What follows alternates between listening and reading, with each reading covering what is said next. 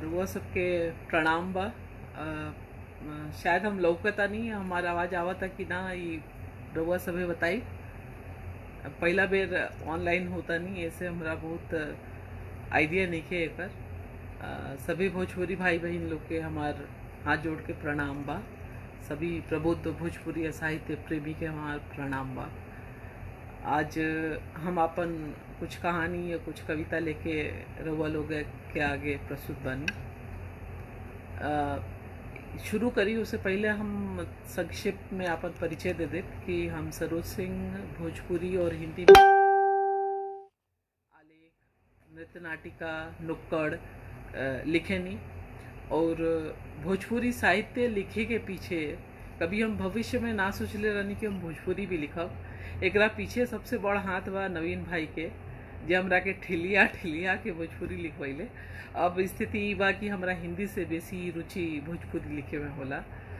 तो अभी तक भोजपुरी में हमारे एगो काव्य संग्रह आ चुकल बा, और भोजपुरी काव्य संग्रह शायद ही लॉकडाउन के बाद प्रकाशित हो जाओ। लॉकडाउन के समय में ऑनलाइन के चर्चा गोष्ठी खातिर हम आखिर ग्रुप के साधुवाद देव कि ऐसा समय में ई आयोजन करत आ रहे, और यही क्रम में हमरा भी मौका मिलल बा आज कविता पाठ।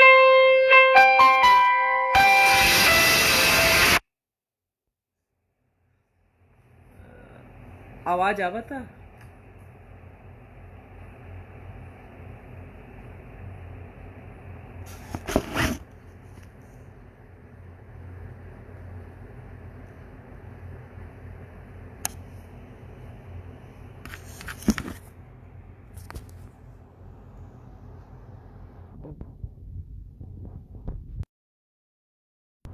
अच्छा,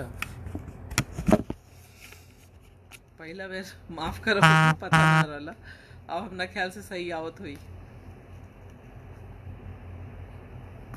बीमी कुंवर सिंह, गणेश तिवारी विनायक, सबके प्रणाम। गणेश तिवारी विनायक, कैसन बड़ा भाई। तो हम आज भोजपुरी साहित्य में अपन लेखन के बात करी, तो जिसन के हम बताइनी है कि नवीन भाई ठेलिया के हमरा के भोजपुरी लिखे में प्रेरित कैलन। तो आज हम पहले कहानी पाठ करब, और हमार भोजपुरी लेखन में आज के विषय बाटे स्त्री विमर्श। हमरा ख्याल से हम बहुत भोजपुरी साहित्य तो नहीं पढ़ले, पर जितना भी पढ़ले बानी में ये अनुमान लागल बा कि स्त्री विमर्श पे भोजपुरी साहित्य में कम लिखल गईल बा। हालांकि विदेशिया भिखारी ठाकुर जी के, कपिल पांडे जी के फुलसुंगी बा, जेकर मंचन भी पंजवार में भई रहे बहुत सुंदर। और चंद्रशेखर मिश्र जी के द्रौपदी खंड काव्य बा, बहुत सख्त लिखाइलो बा। तो हमार आवाज आवा था साफ?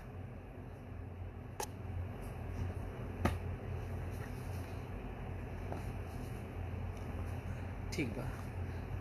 तो आज कहानी के शुरुआत में हम हमार जौन तेतरी किताब लिखाइल बा, में 11 गो कहानी के संकलन बा, जेमें से 7 कहानी स्त्री विमर्श पे बा, स्त्री प्रधान कहानी है। तो हम आज वही के पाठ, कुछ कहानियन के पाठ करब जौन की छोट छोट बा। और पहला कहानी जौन हम पढ़ल चाहब वो तेतरी, जेकरा नावे शीर्षक बाटे, वो कहानी के हम पढ़ता नहीं यहाँ पे।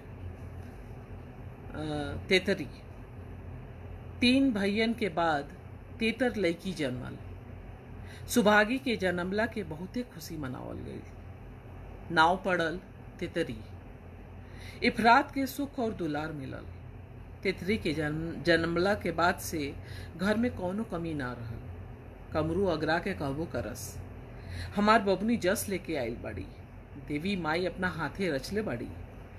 कमरू के जात खानदान में कौनो लड़की ककहरा से बेसी ना पढ़ रहल। बाकी तितरी के अपना औकात से आगा आके हाई स्कूल तक पढ़ौले। भलुक तितरी के या कमरू कहबो करस, कार्यक्रम हुआ गोईठा में घी सुखैबे, बिटिन के इतना पढ़ा के का करे के बा, आन के घरे चूल्हे चौकी नु करी। बाकी कर्मू केहू के ना सुन ले, आपन सब जोग श्रद्धा न्यौछावर कर देले तितरी पे। ओही की जोड़ के एगो सुघर लेका खोजाई। कैलाश शहर में सरकारी चपरासी रहल, नीक कबिया भइल। दौरा में डालत खां नवनिया अगरा के कहबो कैलस, अरे बउआ जी के तो भाग जा गई, कन्या तो इनर पड़ी। सगरे गांव में तितरी के सुनराई के शोर हो गई। अब गांवे कौनो कन्या उतरे तो ओकर बरोबरी तितरी से जरूर होए, मगर अपन झांपी झोरा के संगे वो अपन सुभाग ले आवल भुला गई रहल शायद। कुछ दिन तक ठीक बीतल, ओकरा बाद कैलाश अपना नौकरी में शहर चल गईलन। छवे छमास पर कैलाश के आइल होके तितरी कई बेर रिगिर कैलस संगे लिया चले के। बाकी हर बेर कैलाश ये कह के तितरी के मना लेवे कि अभी पैसा जोड़ रहल बानी घर खातिर, जैसे मिल जाई तोरा के ले चलब, तोरा बिना कहाँ नीक लागेला, अभी माई बाबूजी के देखभाल कर। विदुर ससुर और जेठ जेठान के सेवा में ही तितरी के सगरो दिन बीत जाए। सबके सेवा में वो अपन ख्याल राखल भुला जाए। दिन दिन भर बीत जाए दाना बिनु, केहू पूछे वाला भी ना रहल। जेठान के आपन सेवा कराए से फुर्सत ना रहल।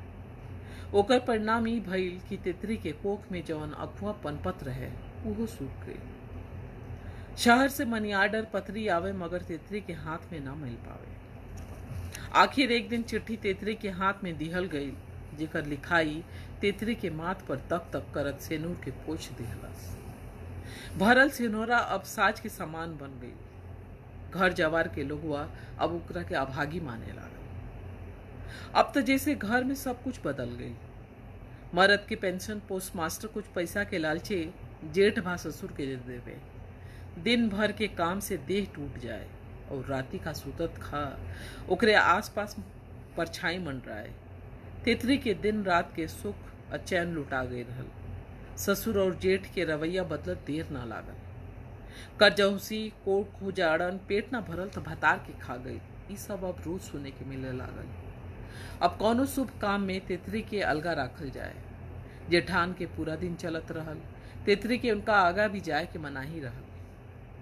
एक दिन पटीदार के घरे बियाह में जब सब केहू दूसर का द्वार पर गई रहे, तितरी के आराम करे के मौका मिलल। कुल काम काज निपटा के तितरी जैसे ही कोठरी में घुसल, तसे ही पीछे से केहू धर के ओकर मुंह चाप देलस। घबराइल तितरी के आला पर राखल सिन्होरा हाथे भेटाई, ओही के जोर से ओकरा माथा पर दे मरलस। हड़बड़ा के तितरी के मुंह छोड़ देलस। तितरी जोर जोर से सबके घोरावे लगली। शोर सुन के घर के लोगवा दौड़ल आई। वहां के नजारा देख के सब केहू हक बक हो गई। सगरो सेनूर छटाई रहे।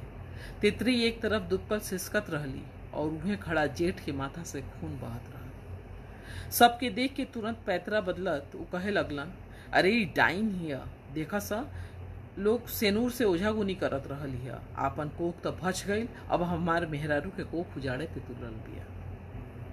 इतना सुने भर के देर रहे कि सब लोग तितरी के मारे भगावे पे जुट गई।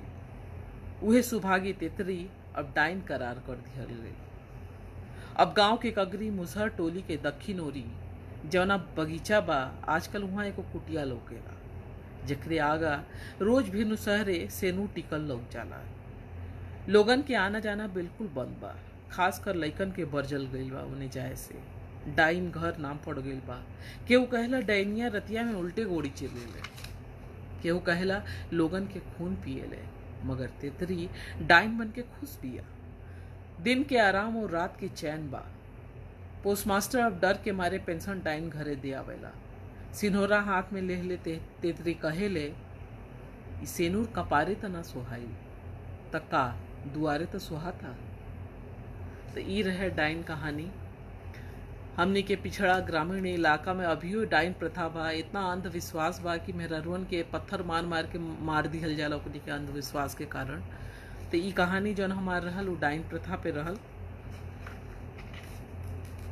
और दोसर कहानी जेकर शीर्षक है हमार मुमताज। हमने की जौन सृष्टि बा दया, करुणा, ममता, प्रेम और स्नेह पे बसल बा, और सब गुण एगो स्त्री में होले। यही से हमारे भी इच्छा होला कि हम स्त्री विमर्श पे ज़्यादा लिखी, और ई कहानी में भी यह उदाहरण रुआ देखे के मिली, हमार मुमताज। राम स्वारथ के मेहरारू के आज से रही रहा, गांव जवार खा खा के जा चुका रहे। नात रिश्तेदार भी अपना अपना ठिकाना पर चले जाए के तैयारी में लागल रहला। थाकल भकुआइल राम स्वारथ खटिया पर उठंग गईलन, बाकी नींद कोसों दूर रहल। बेटी लगे आके कहलस, बाबूजी रघु खा ली ही, सवेरे से कुछ नहीं खैले। ना बुझिया भूख नहीं खे। ऐसे कई दिन चली बाबूजी। माई कह के गईली कि बाबूजी के ख्याल रखिए, बहुत बेपरवाह हुआ। माई के दुख लगी। राम स्वारथ मन मार के दुख और मुंह में डाल के उठ गईलन। रिश्तेदारन के विदा करके फिर खटिया पे गिर पड़लन। राम स्वारथ पोस्ट ऑफिस के में क्लर्की से अपन परिवार चलावत रहलन। मेहरारू और एगो बेटी ये छोट सुखी परिवार रहल। दुलार में अपना मेहरारू के कबू नाव से ना गोहरावस, कबू बेगम कबू मुमताज कहस, मुस्किया के ठिठोली भी करस। फिर तो हमरो नावे ताजमहल बनवाई जी।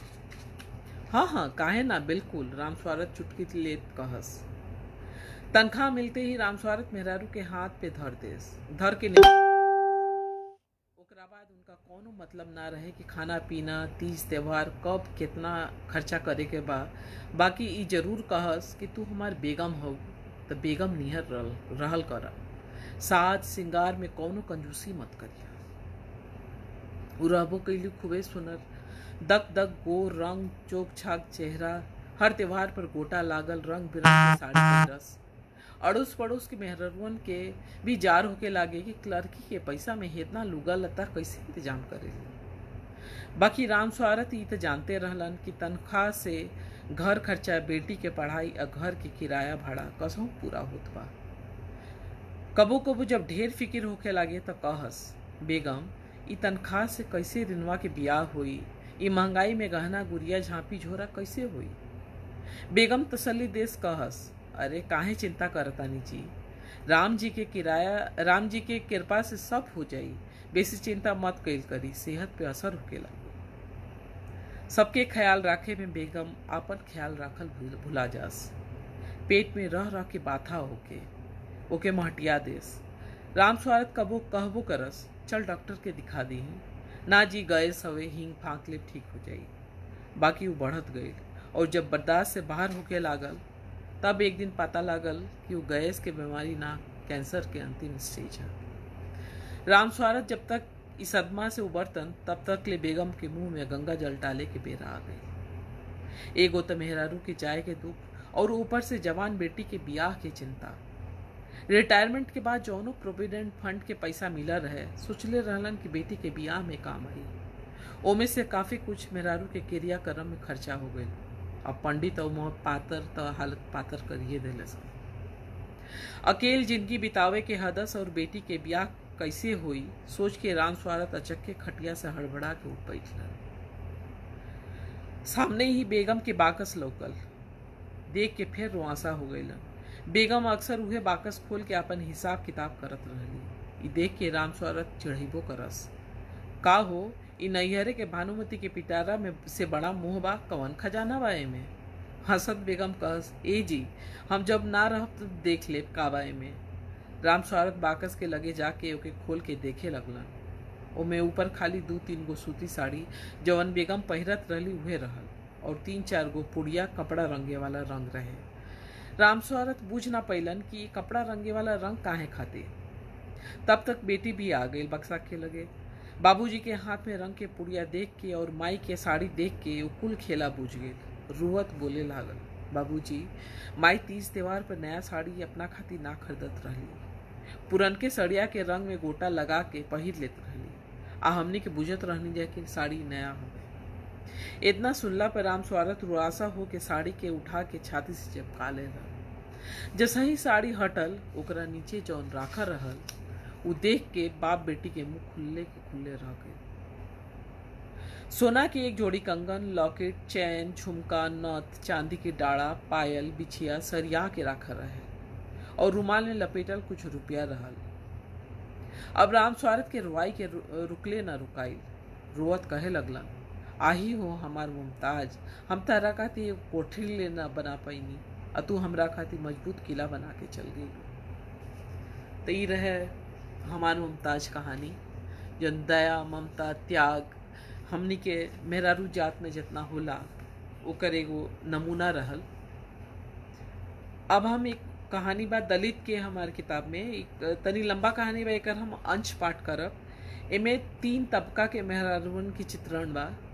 एक पहला तबका बा अंजोरा के जौन दलित वर्ग से बिया, जेकर इतना शोषण होला कि वो विद्रोह कर उठेले और फिर बाद में अपन भावी जीवन के सब निर्णय खुद लेवेले। और दूसर का तबका बा मध्यम वर्गीय परिवार के एगो मेहरारू के चित्रण और अभिजात्य वर्ग के एगो मेहरारू के चित्रण बा। दोनों मेहरारू अपन परिवार में बंधल बाड़ी, अपन निर्णय स्वयं नहीं ले सकत। तब मेहरारू जात में दलित के बा ई एगो प्रश्न चिन्ह बा। यही से कहानी के शीर्षक दलित के रखले बानी। एमे हम पहल का तबका अंजोरा के चित्रण पढ़ब जौन की सबसे सशक्त बा। एमे दलित के पहल का तबका अंजोरा। सूरज देवता के अंजोर करे से पहले ही जब 3/4 शहर सुतर रहेला, तबे कसमसात उठ जाले अंजोरा। अन्हारे जब हाथ के हाथ ना लौकेला, लौक जाला ओकरा ओसारा में राखल खाली बाल्टी। एगो हाथे 2 बाल्टी और दूसर के हाथ में दांत में गुल माजत उचहुप जाले म्यूनिसिपलिटी के कल की ओर, जहां पानी भरल एगो मोर्चा संभारे से कम काम ना होला। घर में पानी भर के नहा धो के चाय में रोटी बोरत अंजोरा जोर से घोरावेले, ए भगेरुआ उठ, अंजोर भइल, आज तनखा के दिन हा। अन्नी ने खिजियात भगेरू कहे लागल, तो के कई बेर कहनी हमार नाव मत बिगाड़त कर, भगीरथ नाव हा, तू जो हम उठ जाई। कद भगेरू करवट बदल के महटिया के सुत जाला। चाय खत्म करके अंजोरा दीवार पर टांगल शीशा के सामने केस संवार के भर मांगे सेंदूर और टक टक लाल टिकली साट लेवेले। शीशा में अपना के देख के लजा जाले। भगेरू के बात मन पड़ जाला, रे अंजोरिया, तोर माथा की टुकली बुझाला जैसे सूरज देवता अंजोर करत हो गईलन। हमार पूरा जिंदगी में अंजोर कर दे लेते। टिकुली के निहारत होकर निगाह माथा पर उभरल चोट के निशान पर चल जाला। 15 बरिस पुरान चोट अंजोरा भुला जाए चाहेले, मगर वो निशान ओके भुलाए न देला। अंजोरा जेकर जनमला पे ओकर या के अगरैला के ठिकान न रहे, सोइरिये में से चिल्लाए लगली, अरे देखा सरे अंजोर हो गई, चमटौली में कैसे जन्मल, बुझाता राम जी पता भुला गईले। बस थरिया ना पिटाइल, बाकी एगो बेटा होके के खुशी पूरा मनावल गई। घर खानदान के पहला उठी वो देवी नियर, भग भग गोर रंग, देवी दुर्गा नियर टाना लाख। तबे से ओकर नाम अंजोरा रखा गई। या के दुलारी अंजोरा के लड़िकाई खूब दुलार में बीतल। अंजोरा के बाबू जोखू तपेदिक के बीमारी से सड़क से धार गईलन। माई और या के काम काज अंजोरा के कबो ना नीक लागल। उ कबो ई ना समझ पौलस कि माई बेर अबेर इहे गाना काहे गावेले। चमुओ के दमुआ लगौला ए राम जी, केहू बिराजल महला दुमहला, केहू बिराजल महला दुमहला, केहू के नाटल छानी ओसारा। चमुओ के दमुआ लगौला ए राम जी, बोले ना पीपर कुछ बोले ना कदम, ई कुल हवे बड़वार मनई के छदम। चमुओ के दमुआ लगौला ए राम जी। मगर जब गवना कई के ससुरारी गई तब बुझाए लागल कि चाम के रंग में भेद नहीं के, जाति के रंग में भेद बा। भदैया गांव के चमटौली के सबसे भरल पुरल घर बैजू राम के रहल। मुखिया के खास आदमी, जितना 2 नंबर के काम होके बैजू के जिम्मा रहे, यही से टोला में ओकर दबदबा भी रहल। बड़का बेटा बुधिराम खातिर बैजू खुद अंजोरा के हाथ मांगे गई रहल। इया के बहुत मन ना रहल यहाँ बियाह करे के, मगर पूरा टोला में बैजुए के द्वार पक्का के रहल। यह लालच अंजोरा के बियाह बुधिराम से तय करा दिहलस। बैजू के छोटका बेटा भगीरथ रहल। आजाद ख्याल भगीरथ के कबो मेहतर भंगी के काम ना रुचल। वो अपन टोला के लइकन के छोड़ के बाबू साहब लोगन के लइकन के संगे दोस्ती काटे। एकरा खातिर कई बेर पिटा भी चुका रहल। अभी नीक से गोछ मोछ जामल भी ना रहे कि गांव के ट्रांजिस्टर काका के संगे पंजाब निकल गए। तब से भगीरथ भगेरू कहाए लगला। ट्रांजिस्टर काका कोनो जमाना में धूरा कहास, एगो अनाथ लेका गांव वालन के दाना पानी पर आश्रित रहे वाला। जब जिंदगी काटल मुश्किल हो गई तब पंजाब मजूरी करे जाए वाला झुंड में मिल गईलन, और जब लौट के अलन तो उनका कान्हा पे हमेशा ट्रांजिस्टर बाजत रहे। यही से गांव के लेकर उनका नाम ट्रांजिस्टर काका रख दिला। यही तरह भगीरथ कुछ बरिस बाद जब नकदी कमा के ले आयल तब से टोला में ओकर इज्जत बढ़ गई। अब वो भंगी भगेरू न रहल, राजमिस्त्री भगीरथ बन चुका रहल। अंजोरा के गवना करावे बैजू आ बुधिराम के संगे भगेरू भी गई रहल। पियर लुग्गा में अंजोरा के गोराई देख के भगेरू के आंख चुनिया गई। बहुत हैरानी भइल कि पगलेट के बिया है इतना सुनर मौगी से। बाबूजी ई का कइला? अंजोरा की जिंदगी से खिलवाड़? चुप भगेरुआ, एकदम चुप। तोरा भागे पर आए से फुर्सत नहीं किया, बुरबकवा के मीसा कइला से फुर्सत नहीं के। घरे खियाई बनाई के रे? डपट बैजू भगेरू के चुप करा देलन। भगेरू कुछ दिन बाद फिर दिल्ली चल गए। जात समय अंजोरा के चितैबो कैलस, भौजी यहाँ कुछ नहीं खे रखल, बिला जेबू, चला हमरा संगे, शहर में इज्जत के रोटी मिली। मरुआई अंजोरा अपन उदासी छुपावत मुस्किया बर देलस। अंजोरा के जिंदगी में जैसे गरहन लाग गई रहे। जब ओकरा पता चलल कि ओकर मरद बुर्बक बता तो बटले बा, संगे गजड़ी भी बा। घर के काम काज के संगे लीपप, पाथप, सोईरी, नरकटाई, जच्चा बच्चा, गुह मुँह, देह मिचल सब काम करे के पड़ल। माई के गावल गीत अब बुझाए लागल। रात बिरात अंजोरा के बाथा गीत में उपटावे। मड़ई में भैले बिया, कोठरी में गवन भैले हो, का ये दिन खाती हम रहली जतन कैले हो। धीरे धीरे ससुर के रंग ढंग बदले लागल। अंजोरा के असहाय बूझ के अपना बस में करे खातिर पूरा दम लगा देलस। चकमक टिकली, रंगीन लुग्गा, गमकौआ, साबुन, स्नो पाउडर अंजोरा के देख के मुंह छो दिखावे लागल। चिंता मत करते, बुधिरमो कोनो काम के नहीं खे त का भइल, हम बानी नु, कोनो चीजू के कमी ना होए देव तोरा। अंजोरा ससुर के बदनियती भाप ले रहल, कबो अपना लगे ठेके न दे। ससुर फनफना के रह जास। झूठ मूठ के इल्जाम लगा के कई बेर बुधिराम से पिटवा भी चुका रहे। रात के गांजा पिया के कोनो बहाने बुधिराम के पठा के अंजोरा के आगे पीछे कुकुर नियर दुम हिलावे लगे। मगर अंजोरा टस से मस ना भइल। एक दिन फुफकार के कह देलस, रउआ चुरुआ भर पानी में जाके डूब मरी जी। बेटी सरीख पतों पर नियत खराब करतानी, नरकों में ठेक ना लागी। धोखा से नसेड़ी गंजेड़ी से बियाह कई के कौन जन्म के बैठ सदले बानी जी। पनपनात बैजू अंजोरा के ना पाई के धमकी भी दे दिलस। दू बित्ता के मौगी, बुर्बक भतार, ऊपर से इतना गुमान। ससुरी के गुमान माटी में ना मिला देहली त असल पाप के जन्म नहीं। बिनुसरे बैजू मुखिया के दुआरी पहुंच गई। गोड़ लागता नी मालिक, का हाल बारे? जब से बेटवा के गवन कैले लौकले ना। सुनले बानी जे कि इनर परी बियाह के लिए आइल बाड़े, दर्शन कब करीबे? का बताई मालिक, हमार पतोहिया जब्बर मेहरारू हिया, सौसे घर में नाक में दम कैले बिया। केहू के कहल में नइखे, आछिनाल एक नंबर के। हम त राउर सेवा में हाजिर कर देती, बाकी ससुरी बिगड़ैल बछड़ी लेखा लागे ले कूद के और अंड बंड बके।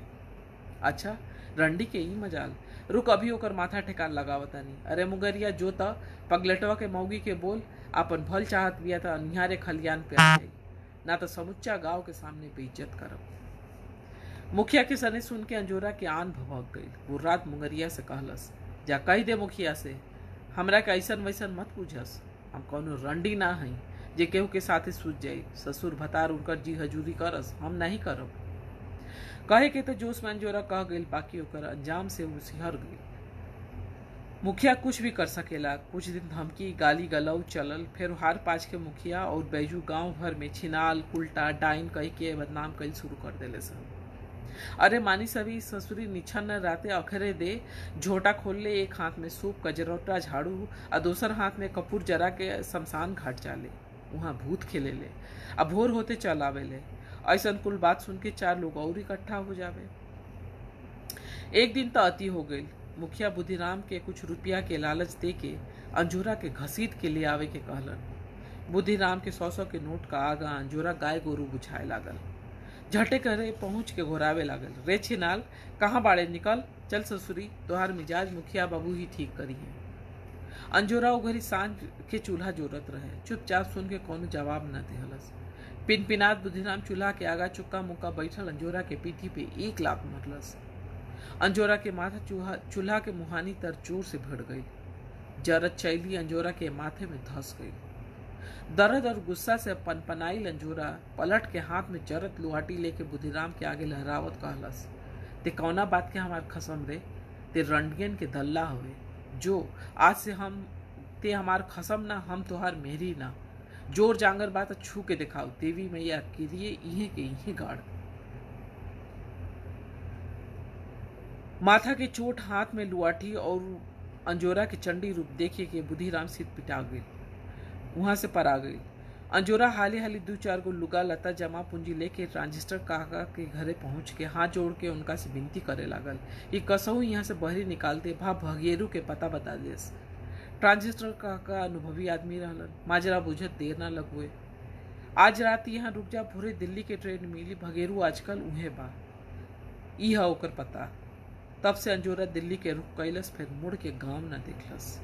अब वो भगेरू के नावे सिंदूर टिकुली बड़ा सबक से लगावेले। शीशा के माथा के चोट के निशान सोरावत कंघी से साइड मांग फाड़ के चुआ के छुपा ले। अब वो चमार के मेहरारू ना, राजमिस्त्री में के मेहरारू हिया। तो ये रहल दलित वर्ग के अंजोरा के कहानी। तो कहानी संग्रह से ही 3 गो कहानी। अब समय अब चाहता नहीं कि हम 2-3 गो अपन जौन काव्य रचना बा जौन स्त्री विमर्श पे आधारित बा ओके सुनाई। तो सबसे पहला रचना बा हवा के जात। आदम और हवा से सृष्टि के निर्माण भइल बा, तो वह आधी आबादी कहे जाए वाली स्त्री समुदाय के जे निम्न मध्यम वर्गीय परिवार के मेहरारू बिया ओकर चित्रण बा। हवा के जात भइल बड़ा जुर्म बा, हवा के जात भइल बड़ा जुर्म बा, मनवा के बात कइल कड़ा जुर्म बा। भोरे के अलार्म में वो बोलतिया, काम काज पहिर के वो डोलतिया। जिंदगी के सूप में फटकात रहेले, जिंदगी के सूप में फटकात रहेले, कपड़ा के फिचन झटकात रहेले। कुकर के सीटी में वो चीखतिया, पोछा के पानी में वो भीजतिया। साजन खाती सजत सौरत बिया, घर अमृत करके जहर पियतिया। बेलना से चकला पर बेलात रहेले, लहकतावा पे रोजो सेकात रहेले। बेलना से चकला पर बेलात रहेले, लहकतावा पे रोजो सेकात रहेले। घर अमृत करके जहर पियतिया, तब वो जिंदगी जी जान से जियतिया। हवा के जात भइल बड़ा जुर्म बा, मनवा के बात कइल कड़ा जुर्म बा। तो ई रहल हवा के जात पे एगो छोट कविता। और दूसरा कविता जौन हम सुनावल चाहतानी ओकर शीर्षक बा पगली। चूँकि हम अभी तो को रूम थिएटर से जुड़ल एक पिछला साल कानपुर में और लखनऊ में अहम के तेजाब जौन अभी हम सुनाई रउआ सबके ओकर मंचन भी कैले रहनी। और गैर भोजपुरी भाषी क्षेत्र में स्टैंडिंग ओवेशन मिला रहे ई काव्य रचना के। तो पगली पे भी ए साल हमार विचार रहल कि ए पे मंचन करब, तब देखी स्थिति सुधरेला तब ए पे मंचन हुई जरूर। तो अभी जौन हम कविता सुनाए जाता नहीं ओकर शीर्षक बा पगली। काल ट्रैफिक सिग्नल पर एगो नया चेहरा लोकल, बार रहल अझुराइल, देल अतफदाइल, उम्र होई करीब 14-15 साल यह बुझाई। वो नया चेहरा देख के उसे बतियाए के मन कई। गाड़ी किनारे लगा के ओके नजीक बुला के पूछनी, सुन का नाम है तोहार? सुनत तबाड़ू लोगा पगली पगली गोरावता, का उम्र होई तहार? के जाने, माई रही तब बताई। सुने नीचे गांव में उगरी बाढ़ आई रहे, घर जमीन खेत सब के सब दह गए रहे। तो ये माने बाढ़ हमार जन्म तिथि भाई?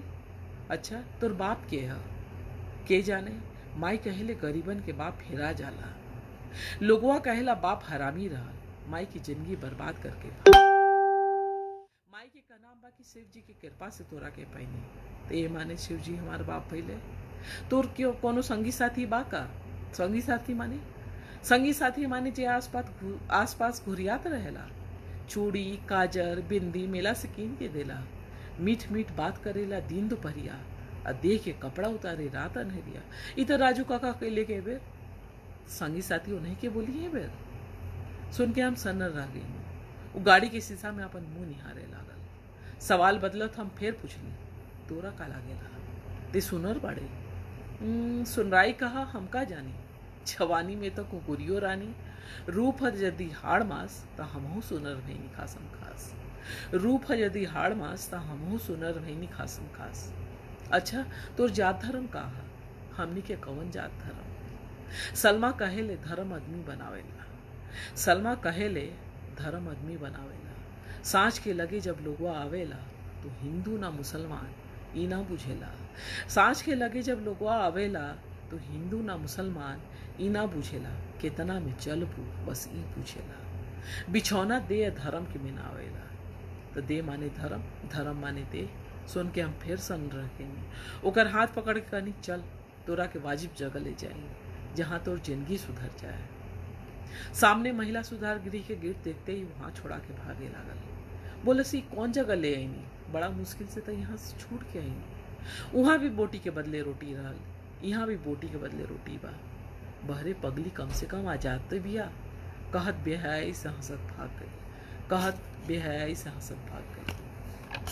तो ये रहल पगली रचना जौन की हमार बेहद खास रचना बा, हमरा बहुत पसंद बा ई रचना।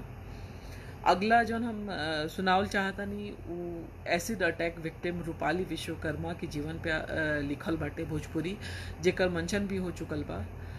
स्वयं वो खुद अभिनय कैले बड़ी, ऐसे वो मंचन वो अभिनय एकदम जीवंत हो उठ रहल।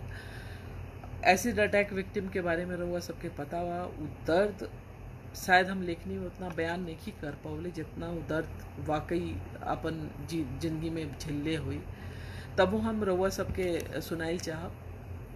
अहम के तेजाब सपना, हाँ सपने तो देखत आवत आनी अपले, माई के नार से जुड़ल गरब के समुन्नर में पौरत आंख मुनले, दोनों हाथ छाती से सटवले, सुनर सपने तो देखत आवत, नया दुनिया देखे के सपना, अपन कुटुंब देखे खातिर जब जब अकुलाई, माई तब तब पेट पे हाथ सोरावस, मानो कहस बनी जितना सपना देखे के चाहत अरू सब देख ले, बहरी आवे के अगुताई जिनकर, मुनल आंखी के सपना ही सुनर होला, साँचो कितना साँच रहा, नार से अलग होते ही कान में सोहर ना, अरे फिन बिटिया हो गई सुनाई पड़त, बोले ना सीखनी उसे पहले सीख लेनी बेटा बेटी के परिभाषा, के बेटा के जन्मवा पे सोहर बधैया, बेटा के जन्मवा पे सोहर बधैया,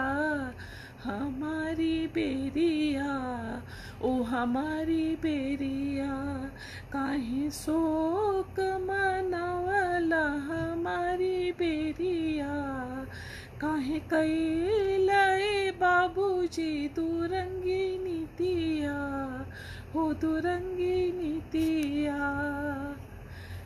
बाबूजी के कोरा में जब हमरा के दिहल गई, बेटी होके के दुख तनी कम भइल, कहले भल बिटिया भइल त का सुनर बिया, बिहे गौने में दिक्कत ना हुई, रूपाली विश्वकर्मा यह नाम दिहल गई।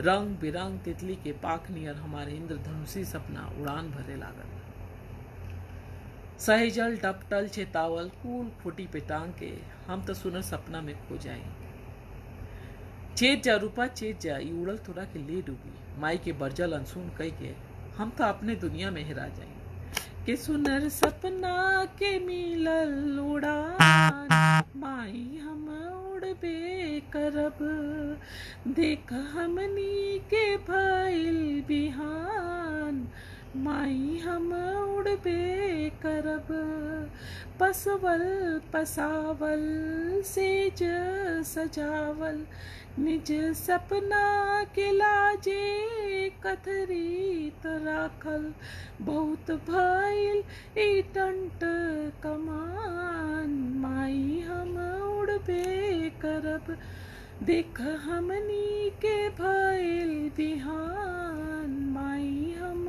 उड़बे करब। सुतत जागत हीरोइन बने के सपना, सोलहो सिंगार करके नाचे गावे के सपना, अभिनय के बल पे भोजपुरी सिनेमा के छवि सुधारे के सपना। अभी तो हमार सपना के शुरुआत रहे कि तब बे जब हमारा सपना के पहला डेग मिला, घर भरे में विरोध के शोर उठल, सपोर्टिंग रोल कई के नाक कटावे के बाद नचनिया बन के जवार में नाव हंसावे के बा। ए सुन ढेर उड़ जन, बांध के राख अपन मन। पर हम कहाँ सुनने वाला, निफिकिर आसमान में उड़े वाला पंछी। अभी तो उड़े के शुरुआत रहे कि तब्बे वो आई ला कहलस, तारा से हमरा प्रेम बा, हमरा संगे उड़, हम तोरा के सुरखाब के पर देब। हमरा तो निफिकिर स्वच्छंद उड़े के रह, हमरा ना रुचल ओकर सुरखाबी पंख। हम मना कर देनी। हमार मना करते ही ओकर सुरखाब के पंख ज्वालामुखी के लावा में बदल गए। हम का जानत रहनी कि पुरुष प्रधान समाज में बड़ विपत हो जाए एगो स्त्री के ना का। वही दिने लीड रोल के ऑफर मिला रहा। माए बाबूजी के भी अपन बेटी पे आस बढ़ रहा। जागत आंखी से सपना देखा, कब आंख लाग गई पते न चला। हर ओरी शोर, सगरो चौका चौंध, अंजोर ही अंजोर। हमार स्वागत करत लोगन के ताली, अभिनायिका के परिधान में अपना रूप पे अगरात सीढ़ी दर सीढ़ी हम चढ़त जात बानी। ऊंचाई के अंतिम सीढ़ी पे गोड़ धरही के रहवी कि अचानक छपाक औरी का कुल शोर शांत हो गई, सगरो अनहार हो गई। हमार चेहरा मोम नियर पिघले लागल। आह, मुंह बरत है माई, तेजावा गंधक के मह गटाई जाता। चमड़ी मांस मज्जा कुल चुअत है माई, कुछ नहीं खिलकते माई। अथा दर्द में बस एगो नाम, माई माई ये माई। फिर घनघोर शांति। सपना से जागते ही अस्पताल के गंध और डॉक्टर नर्स के आवाज सुनाई देता। अधोसे बुझाता जी केहू हमार बायां आँख सियता, दूसरका में पट्टी बा। बोले की चाहता नहीं बोल नहीं की पावत, आँख खोले की चाहता नहीं खोल नहीं की पावत, चीखे की चाहता नहीं चीख नहीं की पावत। ना अब सपना ना देख माई, हमारा आँख खुलवा दे, कसहू हमारा आँख खुलवा दे। मगर केहू सुनवार नहीं के। सुनर सपना तो कबे टूट चुका रहा, भाग कहीं जे की चूर चूर हो चुका रहा। शरीर के कुल अंग अलस्त, बस मन देह के देवाल लांग के सोचे लागल। काहे जब कोनो रूपाली के अपन रास्ता खुद बनाए खातिर ना बोले के पड़ल, तब ओकरा आगी में जरे के पड़ल, भा कहीं जे की धरती में समाये के पड़ल। कितना रावण के नाभि कुंड सुखाई, कितना महिषासुर के रक्त से केस सिंचाई, कितना महिषासुर मुअले, कितना आखिर कितना। तबो ओकनी के अक्षय पात्र में खोलता अहम के तेजाब। और जब कोनो रूपाली ना कहेले, तब ढरका दिहल जाला ओकनी पे उभे तेजाब। हमार रंगीन पाँख तो जर चुकर रहल, उड़े के सकत भी ना बाचल। चेहरा पर जाने कितना सुई बेधाइल सियाइल। अजब पट्टी खुलल तब पता चलल एगो आँख तो है नहीं। दूसर का बेपपनी के आँख से मदिम लौकता। उहे मदिम जोत में हम देख पौनी बाबूजी के घिन से मुंह फेरल और सुननी माई के बिलाप। देखा तो धुंधला रहा, मगर दुनिया के असली चेहरा एकदम साफ साफ दिखाए लगल। बस वो देवदूत नियर डॉक्टर के आंखी में हमरा प्रति स्नेह ममता ढांढस लौकल। अरे रउआ सब अभी द्रवित मत हुई, अभी तो हमरा और जरे के बा। ऐसे भी बेसी बात हमें डिस्चार्ज होके के एक दिन पहले हमारे बाबूजी देवदूत के कान में फुसफुसाइले, डॉक्टर साहब एक ही जहर दे दी, ना तो एक संगे हमनियों की जिंदगी नरक हो जाए। समाज के तिरस्कार सहल जा सकता है, मगर जन्म देवे वाला के तिरस्कार कैसे भुगती। ओ दिन तो हमारा आत्मा ले जल गई, मगर मोहनी तब्बो ना। आज ही के बात मन पर गई, लड़की जात चिमर जीव होली सन से हम तन मन से चिमर हो गई। केस मुकदमा चलल, सब दलील ताक पे धरा गई। सुतले में भला कैसे देख सकत रहनी दरिंदा के चेहरा। जवाब में बाचल खाली लोर। अस्पताल लोर भी खारिज कई के रिकॉर्ड रूम भेज दिला। विजयी मुस्कान लिहले गुनाहगार आजाद उड़ गई। मुजरिम के पनाह फरियादी के गुनाह, मुजरिम के पनाह फरियादी के गुनाह, नियति के अजब ही खेल हो रामा। के केहू न बुझलस लोराइल अखिया, कासे कही हम दर्द के बतिया। लोरवा गवा भइल जियल गुना भइल, लोरवा गवा भइल जियल गुना भइल। जार के ले गइलो रूप हमार, निस दिन बहे असुवन के धार। किसिया परीक्षा में जर के उबर गईली, सिया परीक्षा में जर के उबर गईली। हम त जियत जिंदगी जर जर के मर गईली। कि केहू न देखलस लोराइल अखिया, कासे कही हम दर्द के बतिया, लोरवा गवा भइल जियल गुना भइल, लोरवा गवा भइल जियल गुना भइल। अब तो जियल जैसे सच्चो गुनाह हो गई, मगर छिमर रहनी हूँ। बाबूजी के मुझौसी के बाप कहाँ में इज्जत पे बट्टा लागत रहल, कहले घर से निकल जा। हम घर से निकल गई। वो देवदूत के आसरे जे हमार कुल इलाज कैलस, बाप नियर रखलस। लोगन के दया और सांत्वना मरहम तबे ले रहेला जहाँ पीड़ा के एगो सीमा होले। अंतहीन पीड़ के नीड़ में तखौलत तेजाब होला। एक बार छोड़ के मृत्यु के बैतरणी में कूद जाई।